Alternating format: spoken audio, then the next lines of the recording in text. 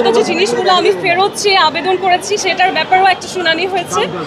এবং আজকে যখন আমি আদালতে আসছি, আমি একটা ওথ নেই আদালতে যিনি বিজ্ঞ বিচারক ছিলেন তার সামনে, এবং আমি আমার সাথে করে দুটো আল কোরআন নিয়ে আসি।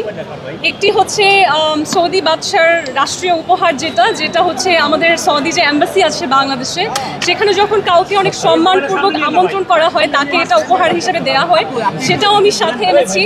এবং যেটা একটা অনুবাদ বাংলা, যেটা আমাকে হচ্ছে ঈসা নিজে কালেক্ট করে দিয়েছিল, সেটাও সাথে করে নিয়ে এসেছি। এবং আদালতে সেই কোরআন, যেই আল কোরআন আমাকে সাবেক রাষ্ট্রদূত ঈসা নিজে দিয়েছিলেন, সেটাই আমি আজকে হাতে করে সেটার ওপরই শপথ নিয়েছি যে আমার সাথে আমাকে নিয়ে যে নোংরা মন্তব্যগুলো করা হয় সেগুলো কতটা ভিত্তিহীন, কারণ আমার সাথে ওই ধরনের সম্পর্ক কোনো পুরুষেরই নেই, এমনকি ঈসার নিজেরও নেই।